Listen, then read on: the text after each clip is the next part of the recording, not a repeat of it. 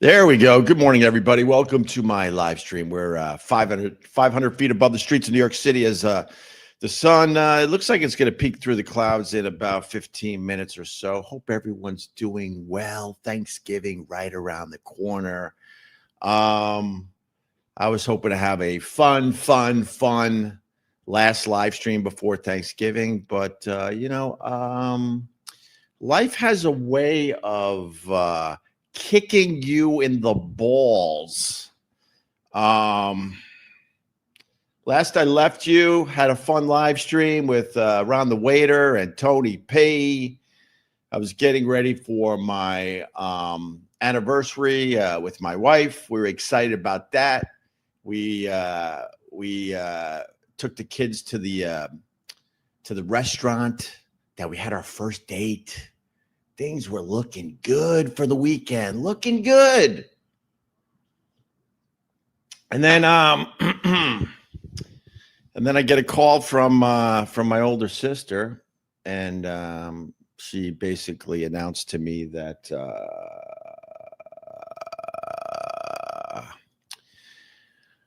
that my mom died. Yeah. 89 years old. And I've been leaking tears ever since, if you want to know the truth. And I don't want to do this live stream today, but my friend Ron the Waiter is like, man, you gotta do it. So he should be on in a few minutes, and we're gonna probably roll through this, but I have very, very mixed emotions about the passing of my mom. 89 years old. I'm not going to sugarcoat it. She died alone. She died knowing that all her kids stopped seeing her years and years and years ago. And that's where we're at today. Extended family reaching out, basically saying, try to see the good. They all knew that we had a very, very tough mom, a mom that rarely gave us a break, a mom that brought a lot of sadness, a lot of negative energy into our lives. Is there good in there? Sure. There's a lot of good, but like I told my brother, I'm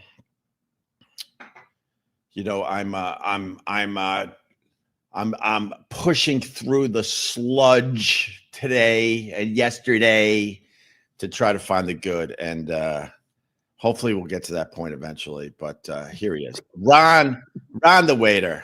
Hi, Ronnie. Good morning, everybody. What's going on, man?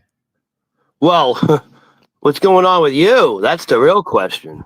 You know what, Ron? I'm actually good. What I don't like about the passing of my mom at 89 years old is it just stirs up, I should say. It just stirs up a lot of shit.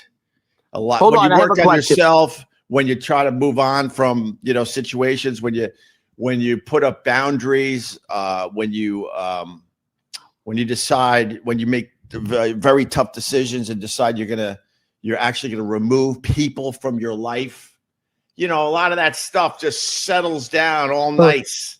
20 years of therapy and surrounding myself with good people. All that stuff settles down nice.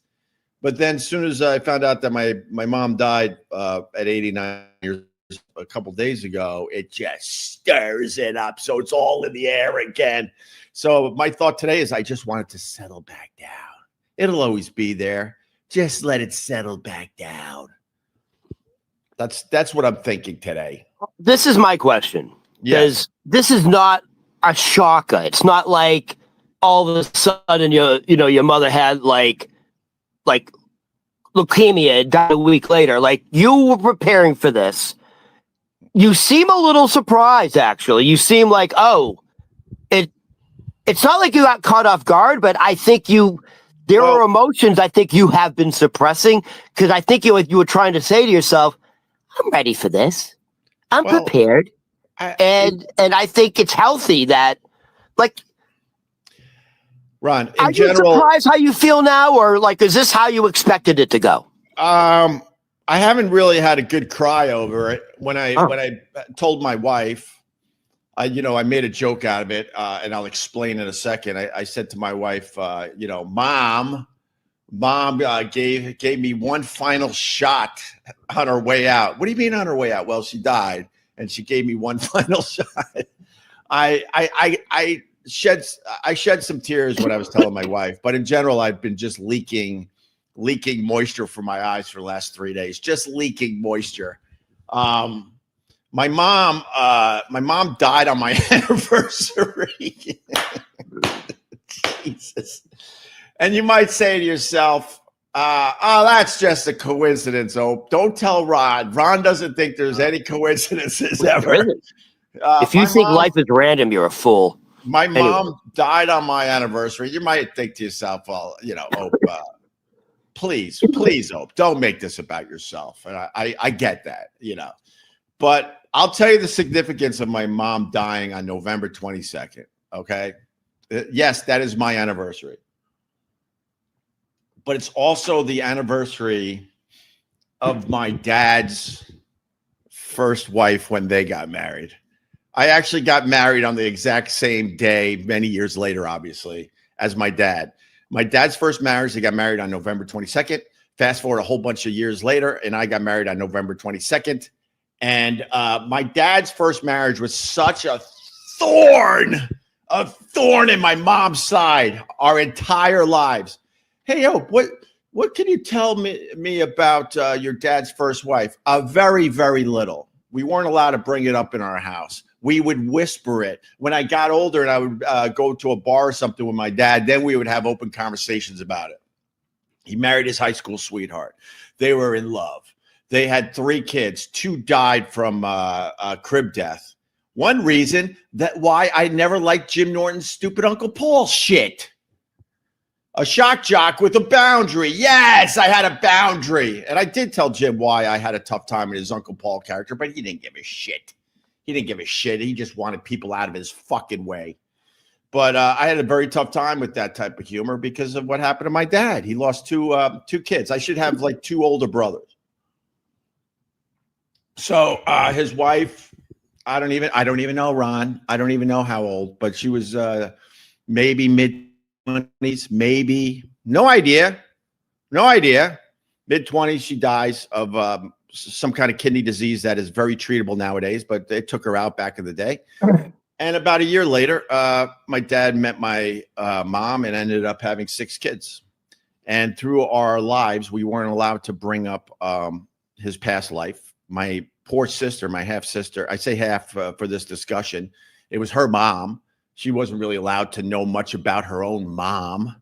There weren't a lot of pictures. There were nothing. And if you brought it up, my mom would lose her fucking mind. And it wasn't like my dad went through some crazy ass divorce, but we have people out there. I understand you move on and you got to deal with an ex or something. This was a insane tragedy that happened. And we weren't allowed to bring it up. My sister certainly wasn't allowed to bring it up. And it was a sore spot with my mom. Everything was a sore spot with my mom. But the fact is, Ron, to get to your point, they got married also on November 22nd. And that's the day my mom took her final breath. Oh, my God. Your mother's hilarious. Your mother has an absolute sense of humor. Well, she certainly had a sense of humor, Ron.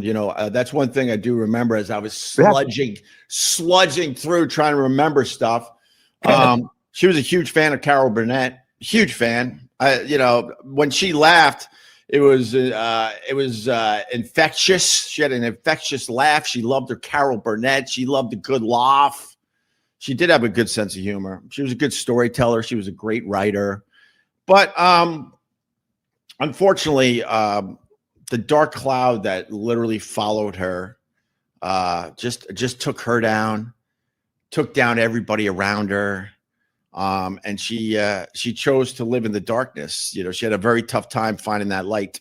Very tough time. When people say, rest in peace, And I've been getting a lot of rest in pieces about my mom, a lot of, a lot of my friends and family. When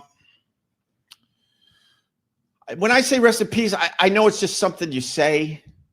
I don't put a lot of weight in saying rest in peace. I know it's the right thing to say, but I don't put a lot of weight behind that. But I got to tell you, the one thing I was thinking about is like my mom is finally, and I mean this, finally at peace for real. There are a lot of people, they have an amazing life and they die and you're saying rest in peace. And I'm thinking, no, they want to still be living. That's why it's weird to me to say that. But in my mom's case, I truly, truly mean this when I say rest in peace. I think she's finally at peace. She had no peace in this world. None. She was a tortured soul my entire fucking life. We would count the days in my house. If we had a good day, we're like, oh my God, let's go for two. Let's go for two. We rarely got to 2 days in a row that were good in my house, Rod. It sounds like you have a form of post-traumatic stress disorder from your mother. 100%. I went through therapy. Okay. I have PTSD, and oh, you did?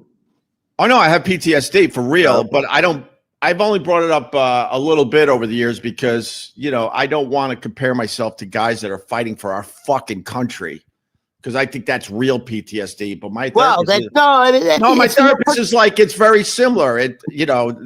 But you don't have to compare it to the military. There's different forms of I understand that, but I mean, you can be sexually abused and have that. No, we didn't. Our stuff was just a lot of yelling, a lot of just exhaustion. It sounded like as a child, because I can kind of relate to this. You kind of had to walk on eggshells around your mother because you didn't want to set her off. Is that true? Yeah, 100%. 100%. Okay. Yeah, she would just march around the house all day long, finding shit that was wrong. And you gotta. So your mother was a housewife, or she worked? Yeah, she did odds and end jobs to try to make ends meet because we didn't have a lot of money coming in. One of the sticking points with me was that. Oh my God! But I think by the time I was 16, I was counting the days that I could get out of the house. I knew at 18 I could go to college and that would be my escape. I think that's one reason why I'm not insanely fucked up because I was aware of the situation. Did you ever try to run away? I didn't know, man. I knew I had to get I know you did. I had to get an education. My goal was to get to a college and just set myself up where I could fucking move on from this. And I think that's one reason for real I'm not insanely fucked up is because I was able to get out of the situation around 18. From 18 all the way to about 28, I wasn't home as much. The college years, I came home for the summer and I would caddy, try to make money.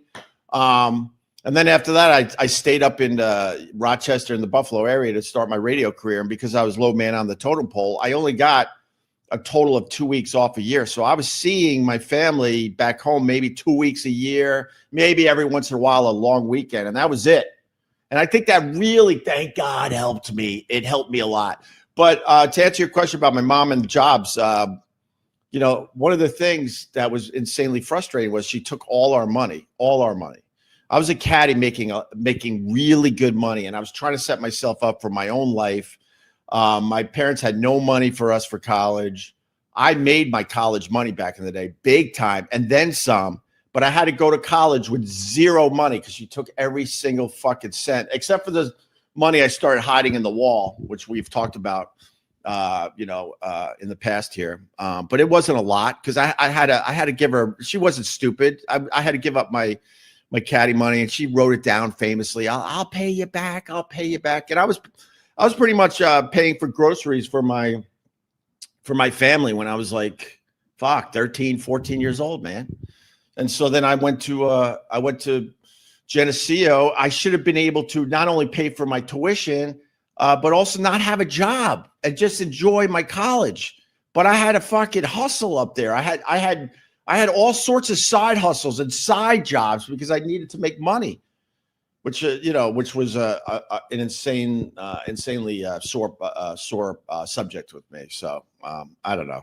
I'm just babbling. I know that, Ron. Hey, listen, I can relate to the money thing. My father took my bar mitzvah money. It was like fucking 20, 30,000. He took it. 20 or 30,000. Yeah, bar mitzvah money's serious money, dude. Yeah, I understand that. Some of these people, when they have these bar mitzvahs, the family's spending like a couple $100,000 on the fucking bar mitzvah. Right. Like, you get a lot of money. But back then, I think I got like 30,000, which was a lot. My father took it because he was a degenerate fucking gambler, like most mobsters, actually. Right. Oh, wow, we have a lot of fucking similarities, huh? But it was just insanely frustrating. Just literally, she never gave any of us a fucking break. It was exhausting right to the end. Exhausting to the day that I set up boundaries and said, people don't understand this, and I get it. And I pray that most of the people watching this don't understand what I'm about to say, because that means you're not in a horrible situation. But it gets to a point, like, my dad had no choice. My dad was a really good guy, and he believed he could cure my mom of her mental illness right to the day he died. The last thing he did on earth, besides walk himself to an ambulance, and then he had a brain bleed that they would find out about it an hour later, and he went into a coma and never came back. But the fact is, he walked himself to his own ambulance after this horrific car accident. He refused to leave the accident site until they got my mom out of the car. And the last gesture he did on earth was hand over his fucking handkerchief. You know how we were talking about handkerchiefs recently? Handed it to her because she was bleeding all over the fucking place. That was the last thing he did on earth, was taking care of her.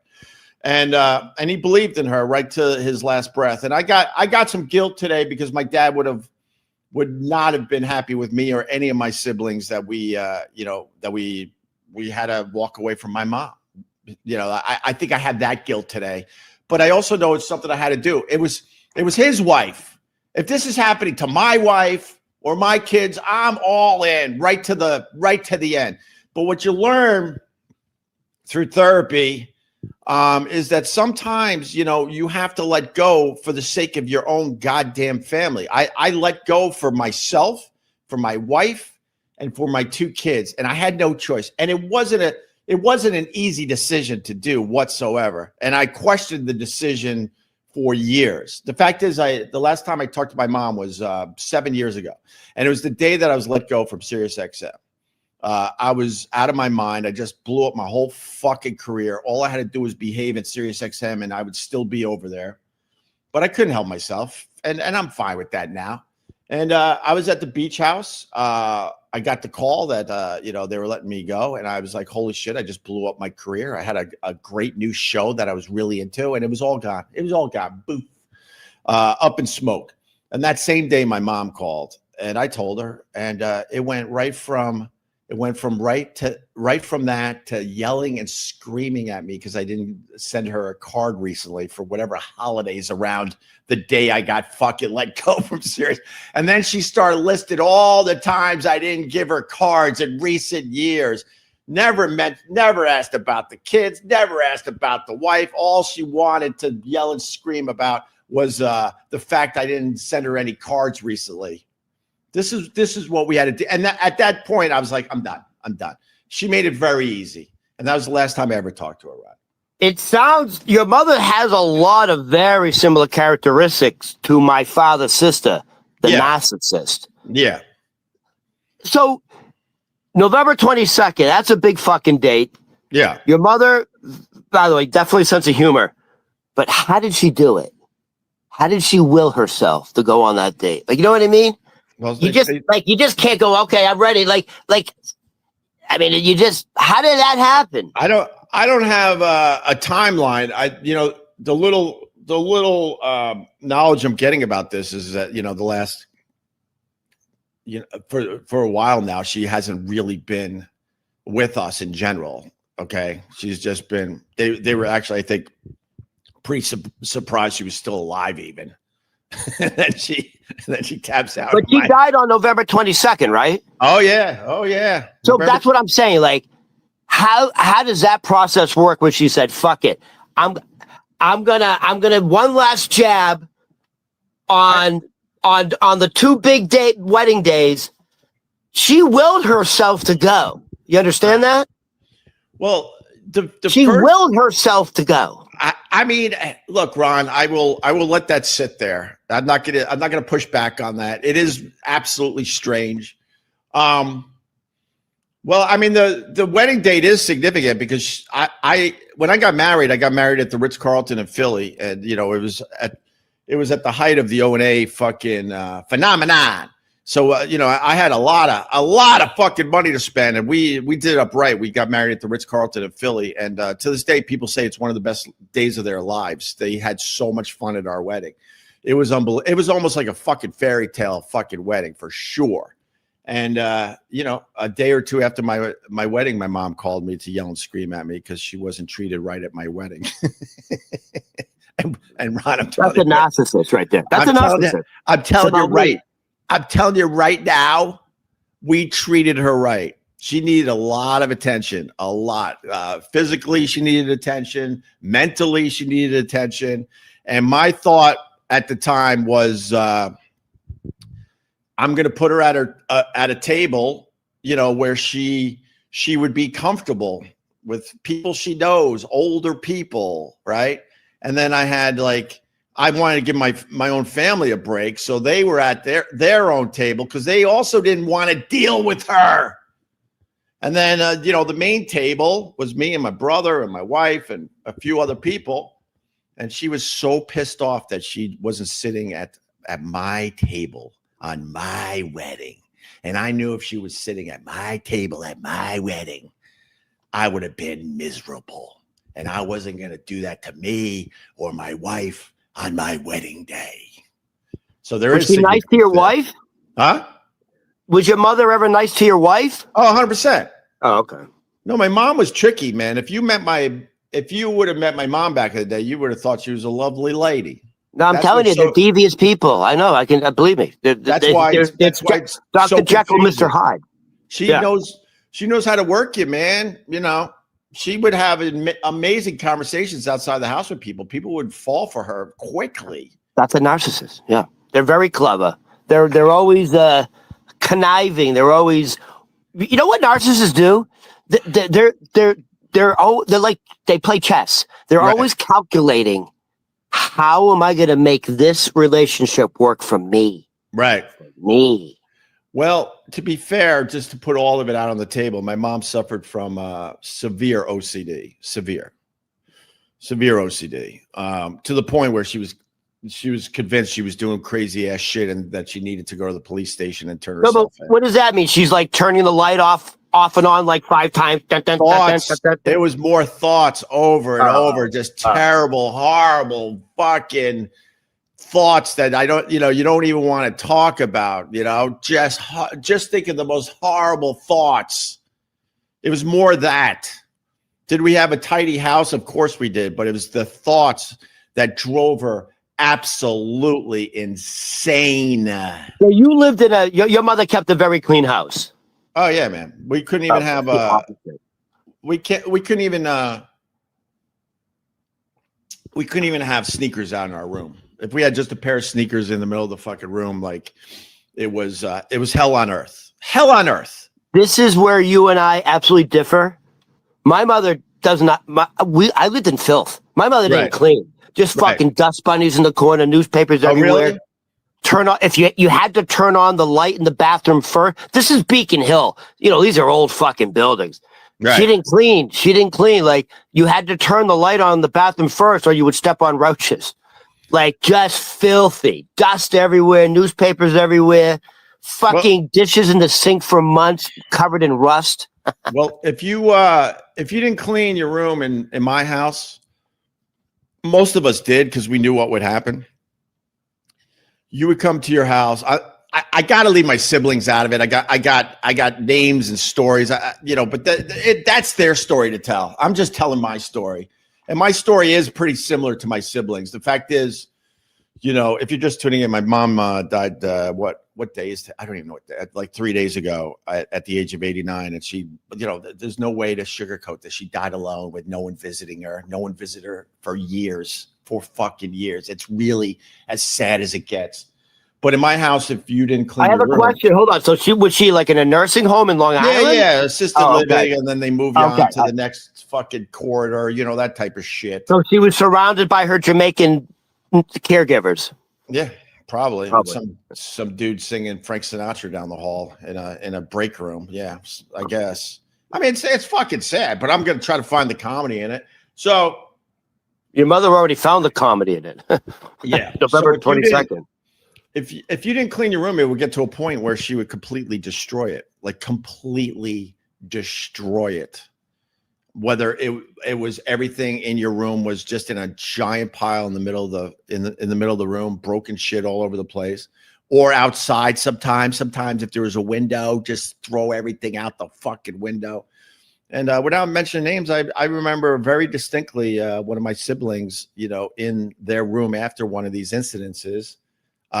Just in the middle of her room, just crying among her stuff. All her, you know, my wife had to teach me this. Like, you know, when my kids, when they were a lot younger, they lost a toy or something, you know, they would be devastated. I'm like, what's the fucking big deal about that? I'm looking. She goes, no, it's everything to them. Do you understand that? It's like it's like the time when your phone fucking fell in the ocean. Remember how devastated you were for days? It's the exact same thing. And I understand that now. So when I go back and tell this story about my sibling, everything this person owned was very valuable to them. And now they're in their room with their entire room destroyed in a fucking pile, going through it like you go through your house after, you know, a tornado comes by. You know, I have a feeling if your mother was diagnosed now, it sounds like your mother has the symptoms of like bipolar schizophrenia. Yeah, I mean, that honestly, that really sounds like your mother. Was your mother ever on medication for anything? Well, first of all, Ron, you know, you're probably right, but I don't know. Thank God. But, you know, we for the most part, most of us don't really know the extent. I mean, I wouldn't be surprised that she but really most of us don't know because we just had to fucking move on. But also, Opie, back in the day, they didn't even test for that type of shit. Like back in the day, they didn't know what bipolar was or schizophrenia was. Well, the thing is, it's a nice sunrise behind you. Yeah, that's awesome. Actually, it's beautiful. It really is nice. I can't wait to get out of the city for Thanksgiving and just like fucking walk that beach and breathe.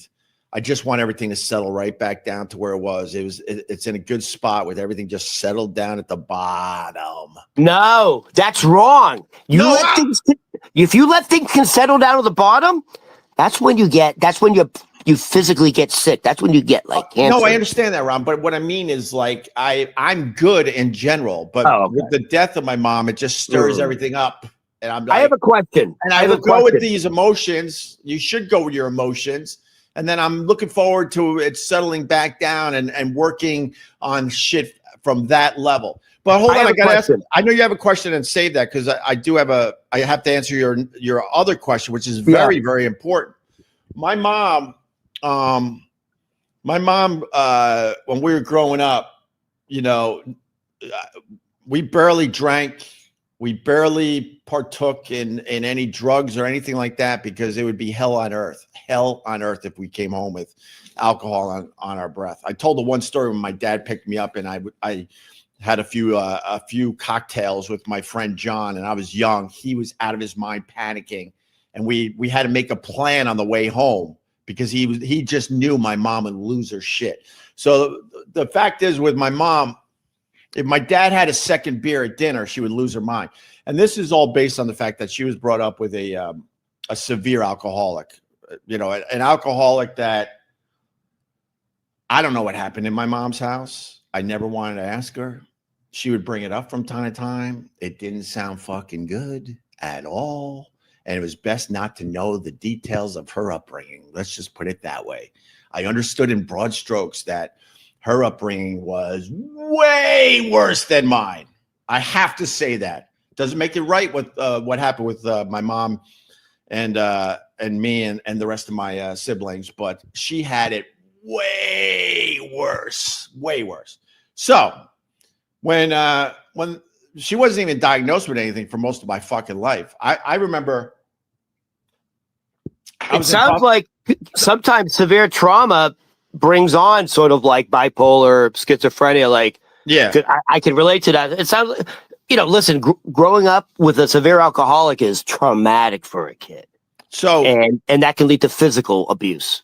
I mean, we got the physical shit like anybody else my age, just. No, I mean, do you think your mother was physically abused? Oh, 100%. Oh, okay. I might even. You mean sexually? I don't know.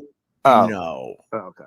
And I mean, it's not uncommon. That's what I'm saying. Unfortunately, it's not uncommon. Right. I to don't be physically know, and sexually abused, especially with an alcoholic father. I literally don't know the answer to that. Thank God. So really fast. So if my dad had 2 beers at dinner, my mom would lose her shit. You're becoming an alcoholic. This is how she used to talk. You're becoming an alcoholic, Freddie. That's her exact voice. Are you serious? All of us do my mom. It's like a character. That's how we get it out. When we get together at little barbecues and stuff, we all do my mom's voice. That is pitch perfect. I'm telling you right now. So fast forward, I'm doing radio in Buffalo. They came up to visit me, and we had a lovely weekend. We had a fucking lovely weekend, to be honest with you. There were times, things were good, but unfortunately, it was few and far between.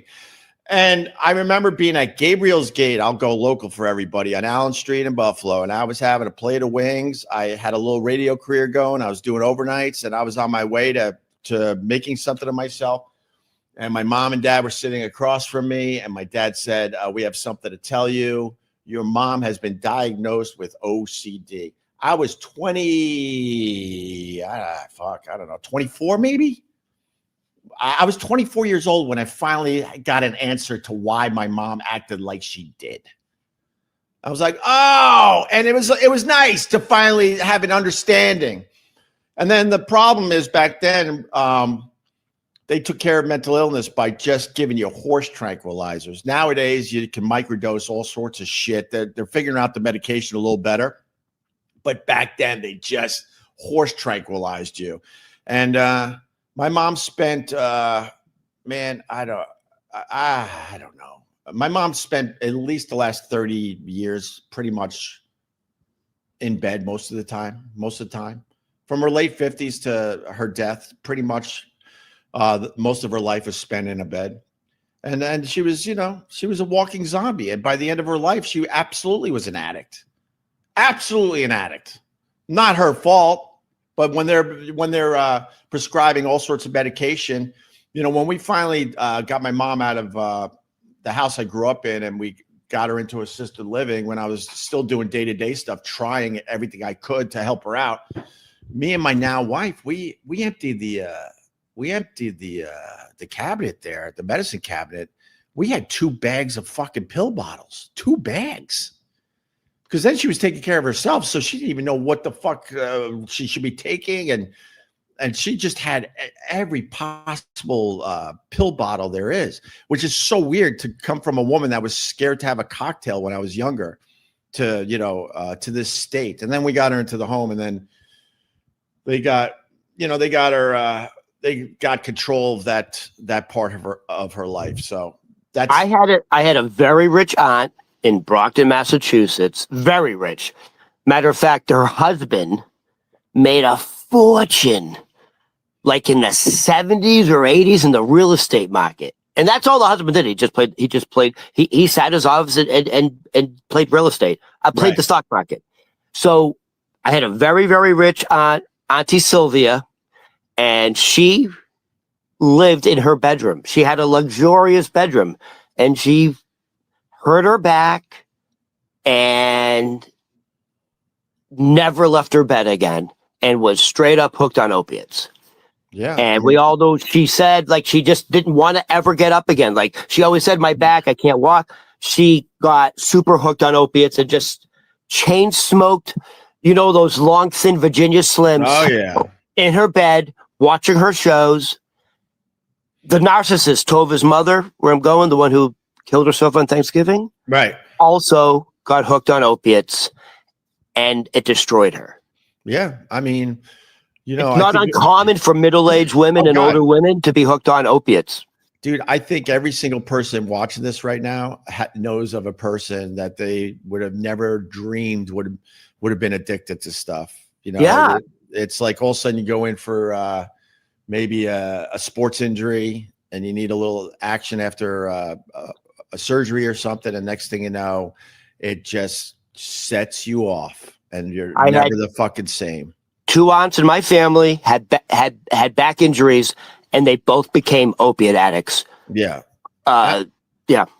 And I mean, and it's sad because like that was the solution, so she walked around a big chunk of her life zombified, basically. And back then they didn't realize the dangers of opiates. I mean, they were prescribing opiates back then like Tic Tacs. Yeah. I mean, like I said, I got to get to a place where I can remember some good stuff. Well, hold on. I still have a question I want to ask you. Yeah, go ahead.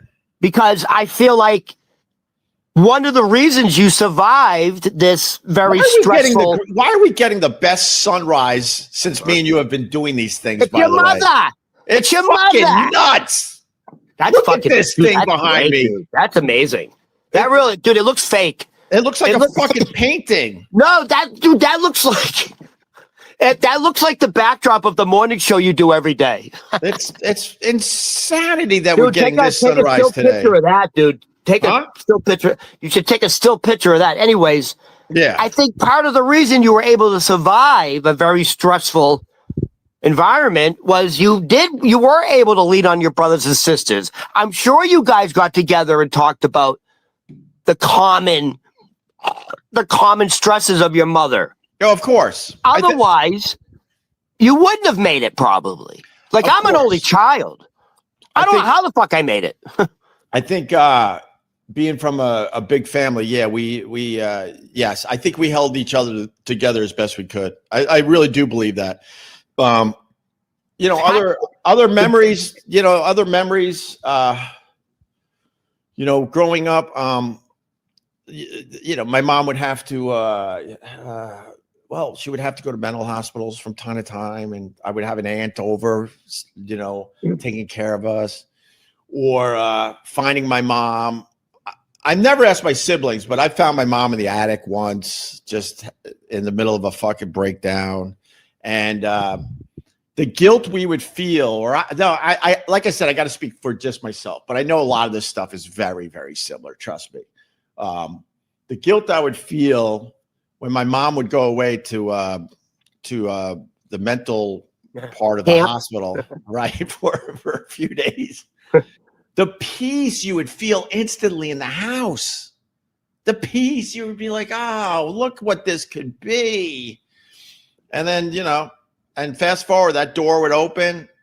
It'd be good to see mom again for an hour or two, and then it would just go. I'm like, what did you fucking learn in there? You're going right. Look at this sunrise. This is Opie, I can't even focus on you right now. That is such a ridiculous sunrise. How is this happening today? I'll tell you what I'm going to do. After we're done, I'm going to go back to. I'm going to punch up the episode, and I'm going to take a still shot of like, where are we? 38 minutes in. Yeah, right, 38 minutes in. That is fucking. That should be your picture, dude. That should be like. Let me take it for you. That's ridiculous. It's so weird it's happening today. I'll send you that picture. But anyway. Yeah. And then Can I say one more thing? I do think that's a sign from your mother. If you choose to believe that. It's a little weird, man. We're talking about her, right? It's one reason why I like live streaming from this location in my apartment to hopefully get sunrises like this. And we really haven't gotten that many cool sunrises since I came back from the beach. But anyway, other thoughts, like we weren't allowed to ever confront my mom ever. We knew it was, the lesser of two evils was to just let her fucking run the house like that. Was your mother like a religious woman? She went to church? She hated the Catholic Church. Oh, okay. They were both brought up very Catholic. She used to tell stories about the nuns and how scary they were and how they beat the shit out of the kids in Catholic school. She's from that generation. Hold on. Let me try to understand what you just said. Your mother and father were both raised very Catholic? Yep. And then they turned out to hate the Catholic Church? Well, my dad realized that the Catholic religion wasn't telling the full story. Right. He was really obsessed with that, and he loved digging into all the scrolls and all the stuff that wasn't actually too public. He was very interested in digging the mysticism of it, much deeper than what the mysticism. Was yeah, because supposedly there's a ton of shit they left out of the Bible and all this stuff. Right. And I just find it odd that like if you go all of that. Yeah, huh? I just find it odd. I find it odd if, like, for your mother, you grow up a strict Catholic and then that hating the Catholic religion. To me, that says something bad happened. Well, no. Well, she would talk about the nuns, and they would physically abuse you in Catholic school. Yeah, she's from that generation. If you have older people of the Catholic faith in your family, they will tell you stories that the nuns were to be feared. They were scary people. They would hit you with rulers on your hands and stuff. They were disciplinarians. It was bad. You know, the reason I say that is because I'm from Boston, and the Catholic Church, there was such a scandal in the Catholic Church in Boston that pretty much, if you're from Boston, either you were molested or you knew somebody who was molested by a priest in Boston. That's why I'm like, that's why I said that. I'm wondering what happened to your mother, but I guess it was the nuns. She would focus on the nuns, and then she turned her back on religion in general, because I've said it recently. You got to give her a little bit of a break, because she also had 7 kids on top of her issues, and that's not easy. And my mom, I will say this about her: she tried her best with what she had. She definitely tried her best to raise us properly and make sure we had clothes and food and everything else. So. I have another question. What the hell did your father do your father must have been making a lot of money to support 7 fucking people. How do you support 7 people? How do you feed them? How do you clothe them? We were in extreme debt. My dad died with not even really a bank account. What did your father do for a living? He was like an entrepreneur. Entrepreneur. Well, he had early success in real estate. And I tell this, and people, I don't give a shit what people believe or not. This is the God's honest truth. My dad ran in the same circles as Donald Trump's father back in the day in Long Island City in real estate. He knew Donald Trump's father. And my dad was pretty successful in real estate back then. But it was also back then when you weren't making insane money like they do today. But he did all right for himself.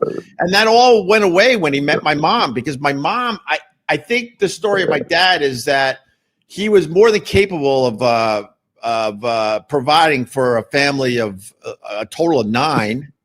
But with my mom's issues getting worse and worse year after year, it made it almost impossible for him to even leave the fucking house. So it all went away slowly. And then every once in a while, he had an office in the house I grew up in. He was in there like 16 hours a day, hustling. He turned more into an entrepreneur. And then every once in a while, he would hit on something, and we would have like a huge check come in. And it would be nice, but that money would go away really quickly. And for most of my time growing up, we had very, very little money. Very little money. All right. So here's another question. So what's the next plan? Or like, you having a big funeral? Like, what goes on now? What are you doing? I think she's already been cremated, and I don't think there's going to be a memorial, because that's like just... the family. What about the cemetery? You don't have a plot for her? You don't have like a we have beside your father, right? Yeah, we have plans for that. I don't know how that's gonna. Oh, okay. I don't know. She might be buried by just some. She might just be buried with a couple Mexicans and some shovels. No, they don't bury like the family. They're gonna put her, I think, in with my dad. So, okay. And I think that's in Long Island. I think that might happen with none of us around, and then maybe eventually I'll go there. But that's in Long Island?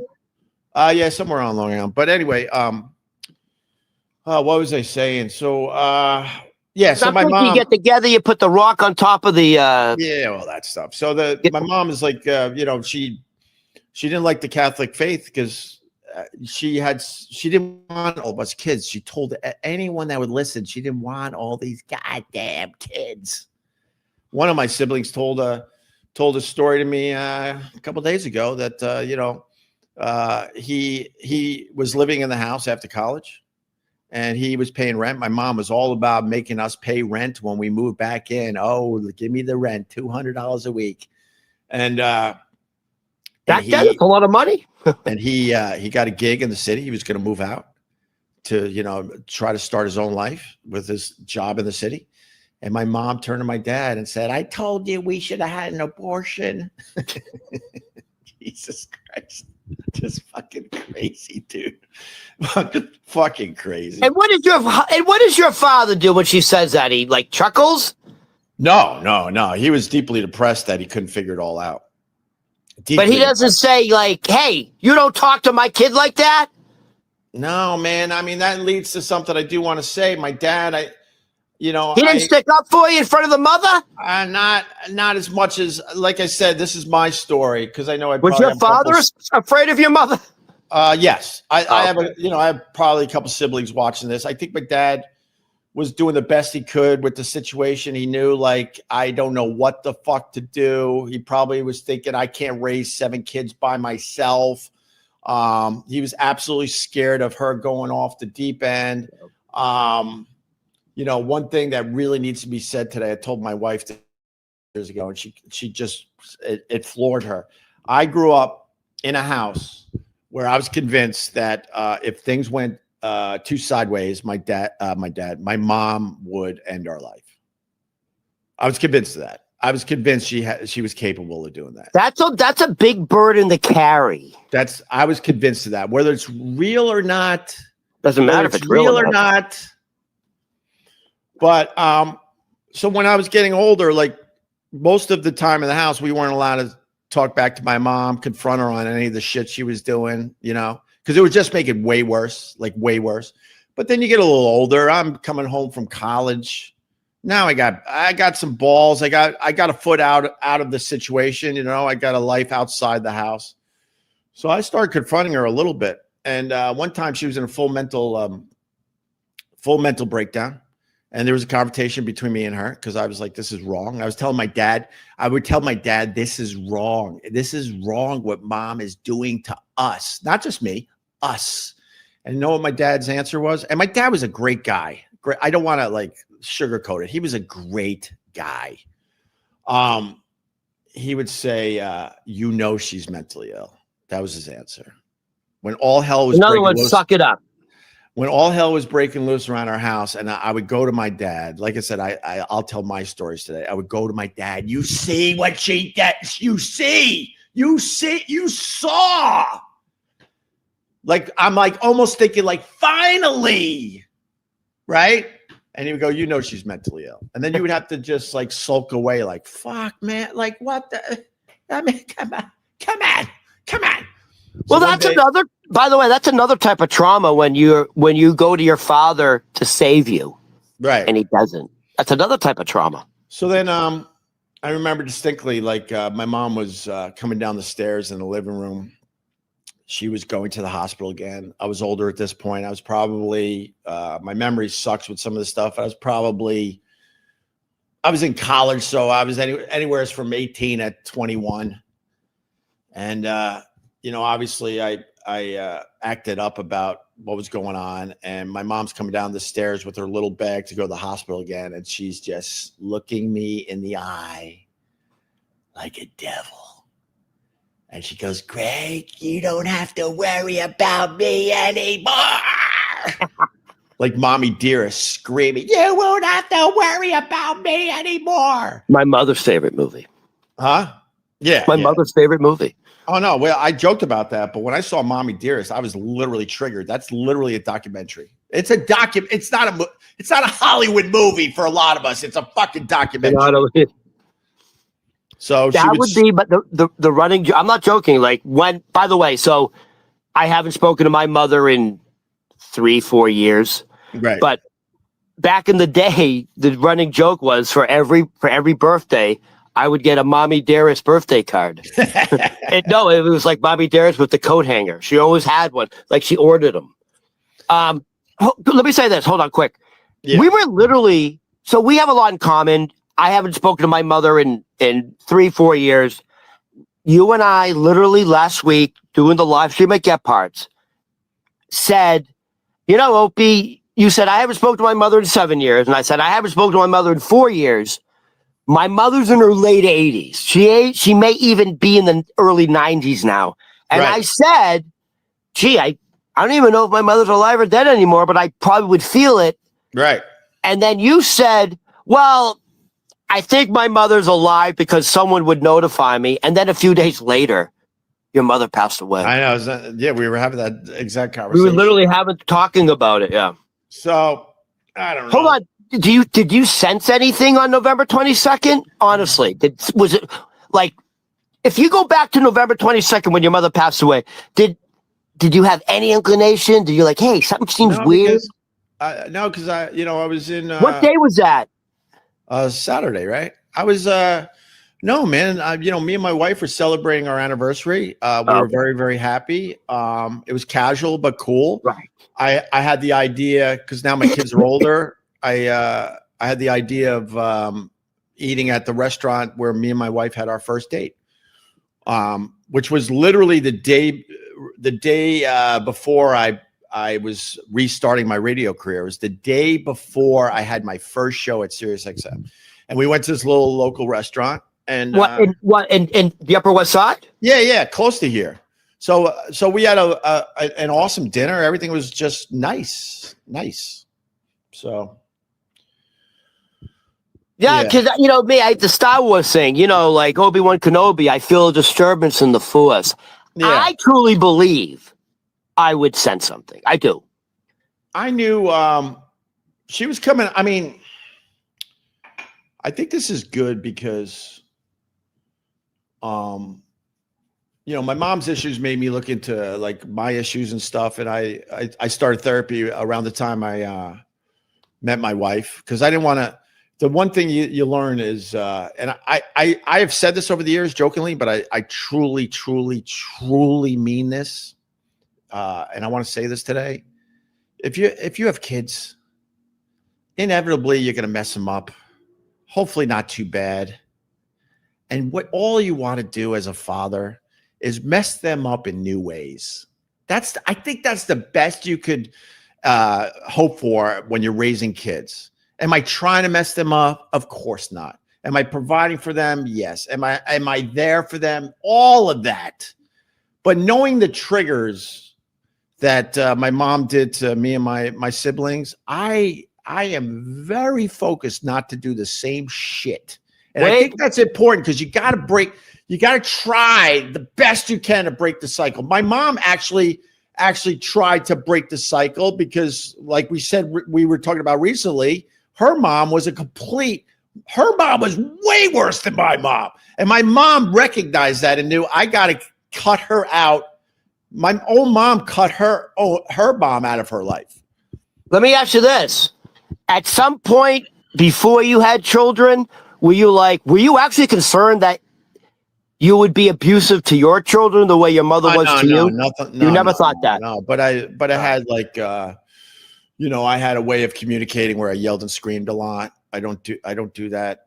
I mean, at all anymore. Very rarely. I was even joking with my daughter on the way home from school yesterday because she feels bad. She goes, Dad, I just didn't know your mom. I'm like, I know, I did that. I did that for the sake of our family. So what about on the other side? Do your children have a relationship with their grandmother, grandfather on the mother's side? They have a very similar upbringing as I did. Like, one side of the family, they don't know that much, unfortunately. And then the other side, it's all in, very, very, very close. And that's pretty much how I was brought up. I didn't know anything about my mom's side of the family, very little.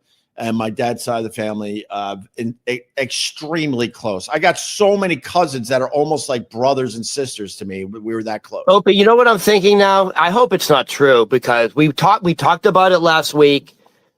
We both don't talk to our mothers. Both our mothers are Polish. I believe my mother may actually be 89 or 90. Right. If my, is my mother going now? It's like that's what I'm thinking. Like, oh, shit. You know, and then there's people that are like, life's too short. People would always say to me, and they meant well, life is too short. Go see your mother. And I don't think those people fully understand like some of these tough decisions that I'm not the only one that had to make a tough decision like this. I know I'm talking to people. I'm talking their language today, to cut someone out of your life, like your mom, a sister, a brother, like that's fucking pretty intense. I didn't take that lightly. The fact is, the reason why I'm not having major breakdowns over the death of my mom is that I mourned her passing many years ago. It's finalized on November 22nd, but I had to say goodbye to her a long fucking time ago, bro.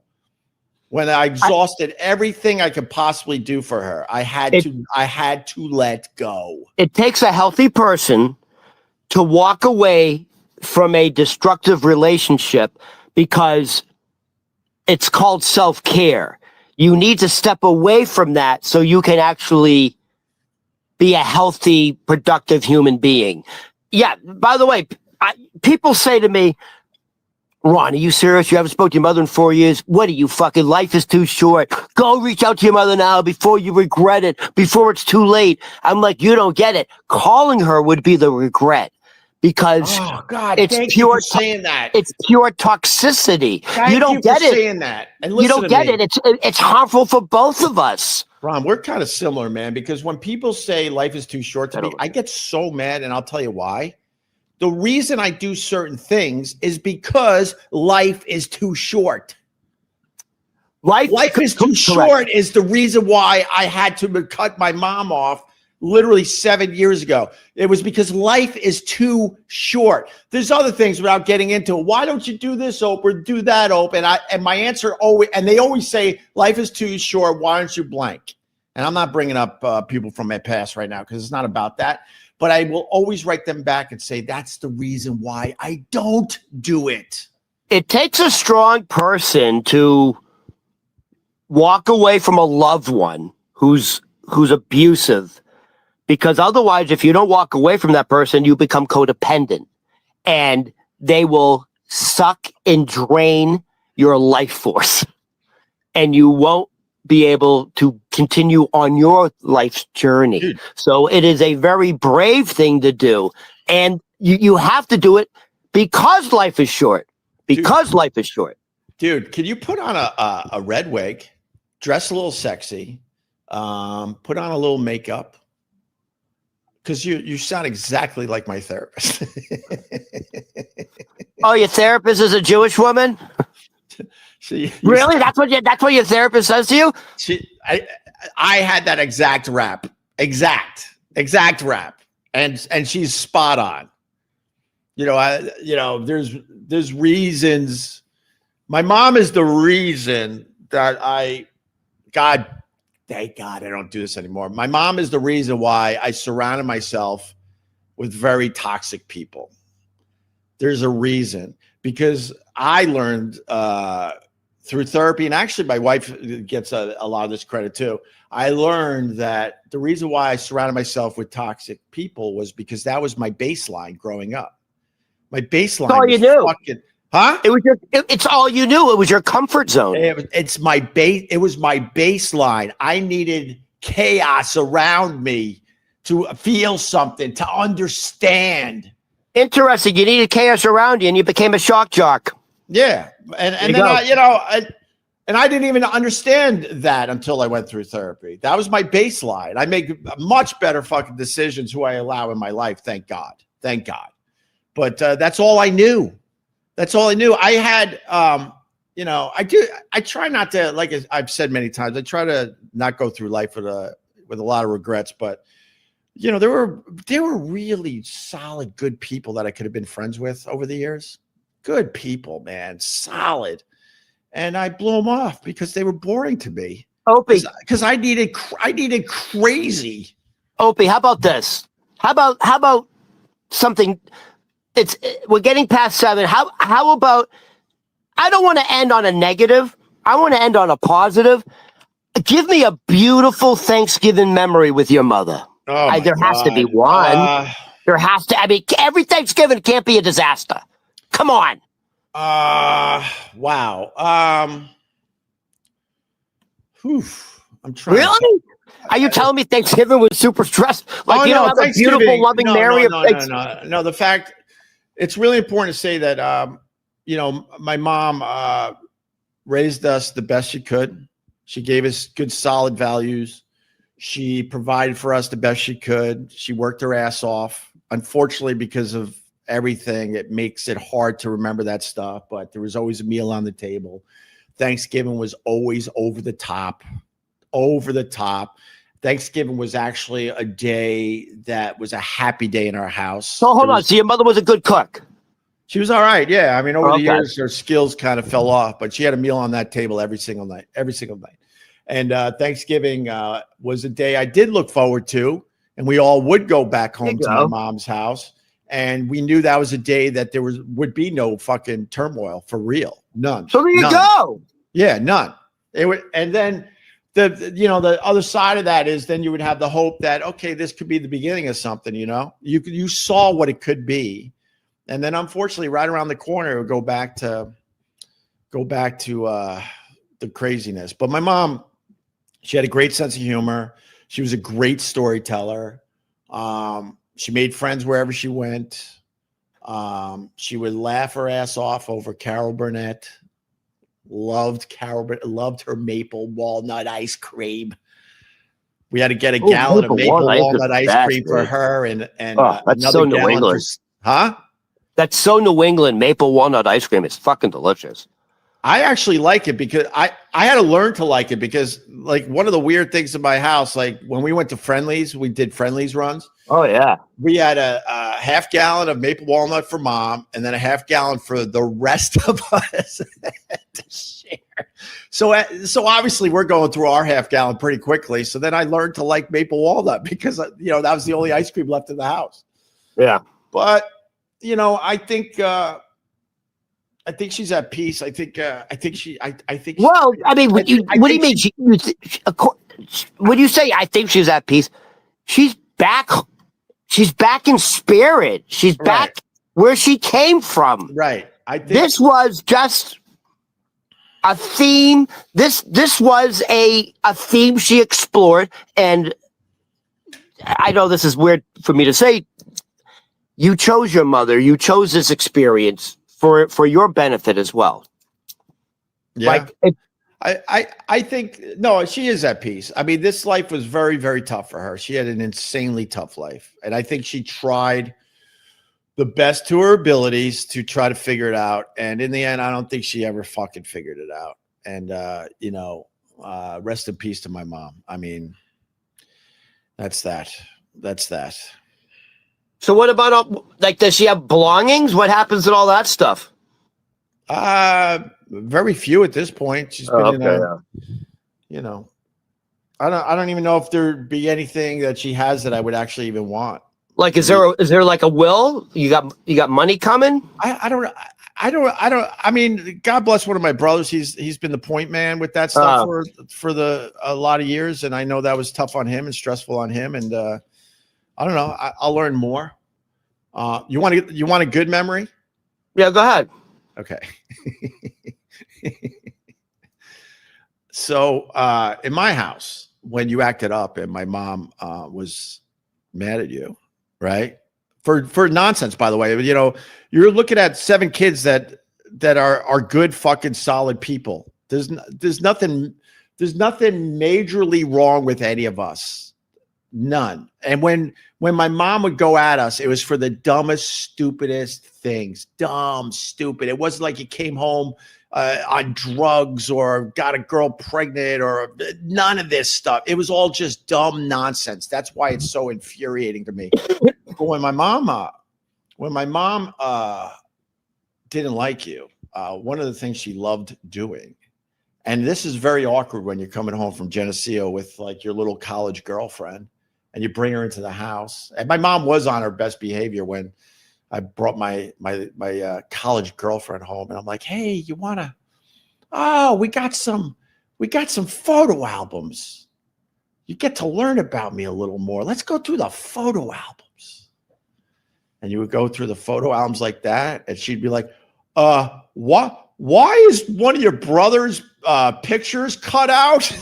she would cut faces out of fucking family photos. People that she, had a severe problem with. You don't come back from that. So the photo album would be filled with pictures like, what? I don't want to mention names. Why is his picture cut out? Oh, my mom had a falling out with him, and this is how she handles it. She cuts his face out of all the family photos. Is that a good memory, Ron? Is that a good The memory is like your mother was scissors in her hands. It's a little scary. Yeah. Well, I have one brother. I do remember you telling me a story about like Christmas morning where you guys had to rush out or something and get a card, or was it for her birthday? Jesus. Well, I mean, there's plenty of stories, sure. Like my mom, a card to my mom was everything. But we were just irresponsible kids. So, it's like my son. My son doesn't get us a card for everything. And I'm like, I get it. You're fucking 15. Like, I get it. You know what I mean? But in my house, if you didn't give my mom a card for, let's say, Valentine's Day or whatever, she would yell and fucking scream. Yell and scream, where's my card? Where's my card? Freddie! And then as kids, we would walk to the stationery store, young kids. I don't think I was a teenager at this point, maybe 12, with tears in your eyes to go get mom's card from the stationery store. And then you would walk home. The stationery store was a short walk for us. And then we come back in the house. Thank God. And then we come back in the house with her Valentine's Day card. And she'd be like, oh, what's this? And then all happy as she's reading her card where we're signing it like you're the greatest mom ever. And you would still have tears in your eyes. It was, I can't sugarcoat it. It was tough. It was a tough upbringing. Tough. The part I love is you're telling me part of her screaming routine would be go, Freddie! It's like, Freddie, can you believe it? No card. The screams for Freddie. Freddie! Yeah. That's hilarious. All my dad would want to do is watch his New York Knickerbockers. He just wanted to watch his goddamn basketball game. And he was in the basketball? Freddie. Oh, my God. Rest in peace, Mom. All right. I got to go, Ron. Rest in peace, Mrs. Hughes. Or Hugheses. No, it's Hughes? Hugheses. Yeah, sure. How do you pronounce your last name? Hughes. Hughes. Yeah. Rest in peace, Mrs. Hughes. You have a very nice son. I try to be better every day, Ron. That's all you can do. You got to you got to acknowledge where you come from. You got to acknowledge the possible issues you could have from your upbringing, and you got to do something about it. So the best I could do every day is just try to be a little better every fucking day. That's it. Hey, quick question, just to change the subject a little bit. Yeah. Did you get all your fucking Thanksgiving shopping done in Long Island in one shot? I did. You did. And you know that it was less than $200 out there? I was going to ask you how much it was. Less than 200. And all right. We have everything. Okay. I mean, the only thing I got to get is pies. There's no way it would be under 200 if you chopped in the city. Dude, that would be, I'm telling you, it would have to be at least 350, I would say. Over 3, yeah, 100%. At least. Yes. That's why I did that last week. I don't think, honestly, I don't think people realize how fucking expensive food is in New York City. Oh, yeah. By the way, you can't even buy a steak anymore. You know, meat is up like 25%. It's like $45 to buy like a pork chop in the supermarket. Dude, those are restaurant prices. Exactly. Ron, thank you for getting me to do this today. I wasn't going to do this. Ron's like, you got to do this. I'm like, all right. You have to do it. I mean, I barely said 2 words. This was a therapy session for you. I've been leaking tears all morning, just leaking. I'm not going to break down and cry in front of anybody. This was very therapeutic for you. Very. I literally got just, my eyes are just leaking is the best way I can explain it. Ron, I want you to have a good Thanksgiving. I know you're going to get on the bus. I'm gonna have a wonderful Thanksgiving. To be totally honest with you, You know what? I kind of want, but it's up to you. I would love to see like what your mother looked like, sort of like in her prime. Like, I assume she was an attractive woman. Do you have a picture of your mother? Maybe. Do you, like? I assume. I'm not even joking, I bet that she was an attractive woman. Yeah, when she it'd be nice to see what your mother looked like. You know. She you know, she had a nice sparkle. All right. When she smiled. And well, you told me she's Polish, so I know she had great fucking skin, great cheekbones. She no, she was definitely a good looking woman. And yeah. You know, I think the thing that was so frustrating was like you saw what it could be with her. The potential. Come on. The potential. Like every Christmas, like she gave us an amazing Christmas. It wasn't my dad, it was my mom. She gave us an amazing, here's a memory, Ron. She gave us an amazing Christmas. Like it was insane. You would think, you would wonder to yourself, where the fuck did they get this money?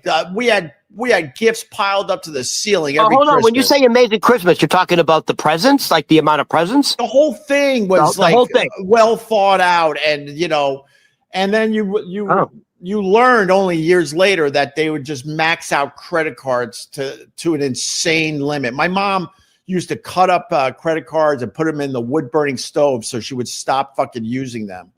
I got a ton of stories, to be honest with you. I don't even know which ones to tell, but she would give us an amazing Christmas every year. They made sure it was as special as possible. But then I would find my mom a lot of Christmases extremely sad in the corner. She wouldn't do it in front of us. You know, she had some awareness at times. She'd be extremely sad. And that would go back to her goddamn childhood. It's a shame, Opie. Like, his modern medicine, like, your mother's condition is very curable now. It really is. Well, I think, I think they've gotten the medication in a better place. But I could speak like, you know, then you didn't even know how to help her because like she definitely had the issues, and then on top of that, she's now addicted to all sorts of shit because they just threw tranquilizers at you. So I kind of can relate a little bit. So the narcissist, my father's sister, who took her life, her daughter Tova, where I'm going to today, the stress of Tova's mother, my father's sister, having an extreme narcissism as a mother, Tova, the daughter, ended up having a fucking massive nervous breakdown. Right. And was in a mental hospital for like a month and a half. Right. They found Tova sitting on the front yard, sitting Indian style, waiting for Santa to come down from space. She's Jewish, for Christ's sakes. And she got diagnosed with bipolar schizophrenia. And I'm a very psychic person.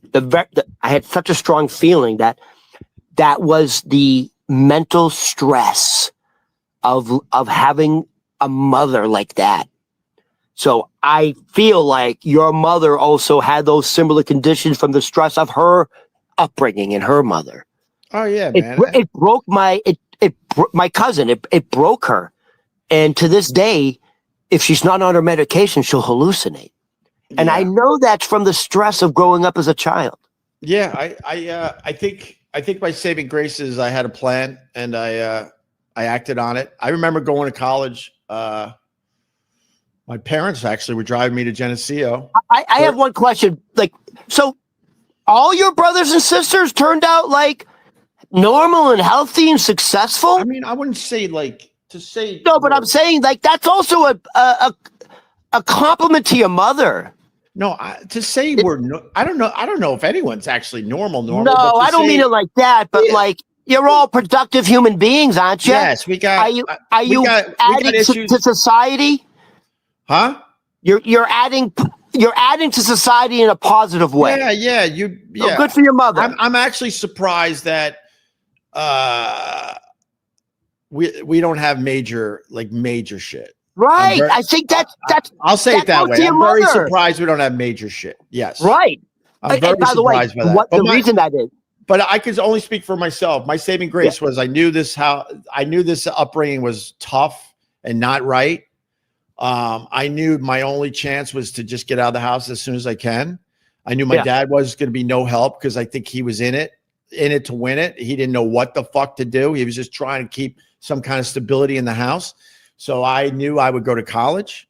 Your father was extremely I knew codependent. that would be my foot out the door. And even though coming back into this environment was tough, I also knew that I was on my way to doing my own thing.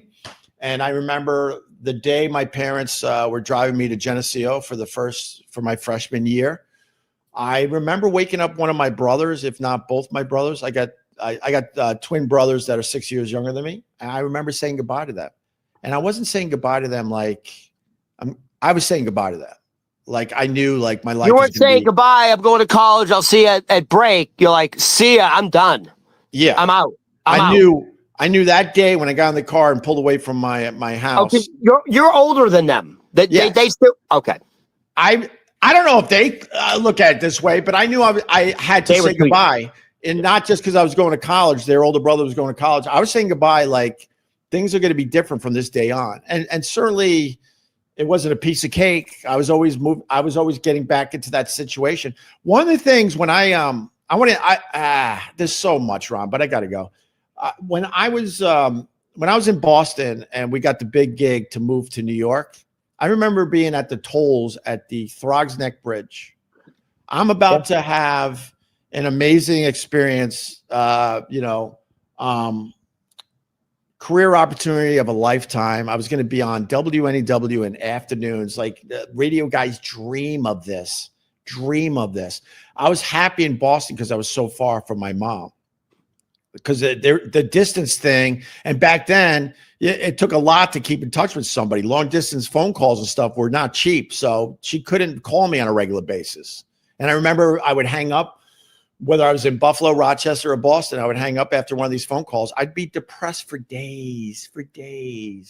She had to trash everybody. It was like, why don't we talk about anything but?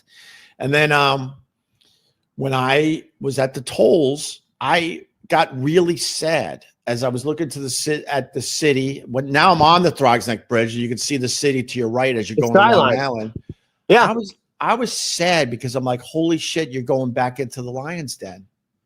You're going back into the lion's den. You're now too close to home again. Damn, your mother really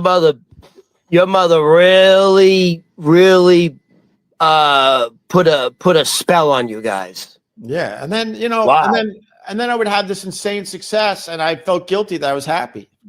Guilty because every time I had any phone call or interaction with her, she was just literally miserable with her life, and I would feel guilty that I would be feeling happiness.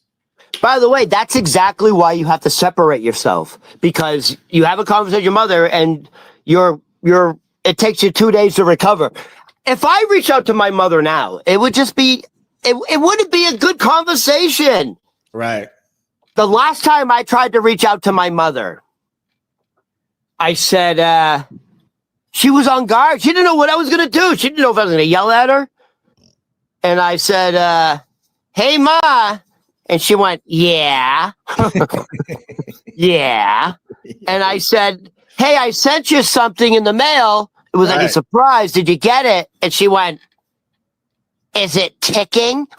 Oh, that's like, did I send her a book? I mean, that's it. I mean, that's that's how my mother committed to me. Yeah. Hey, Ma, I sent something in the mail. Did you get it? Is it ticking? Like, there you go. There you go. All right, Ron. Anyways, dude, I have to start getting ready too. Yeah. But I guess thanks for, I don't know. Opie, this was first of all, this was great. And you needed this.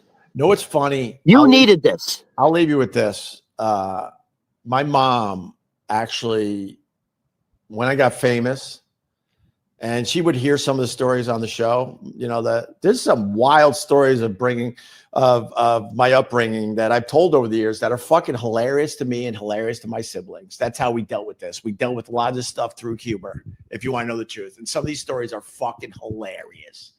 My mom begged me most of the time I was famous. I'm not famous anymore, but during the time I was famous, to not write the book until she died. Because people are like, why haven't you written the book? And I'm like, I can't write the book without really dipping into this fucking heavy shit. And my mom had enough awareness to go, don't write the book until I die. Simon and Schuster, are you listening? Oh, yeah. Yeah, when people are New York Times bestseller. When people are just AIing books now.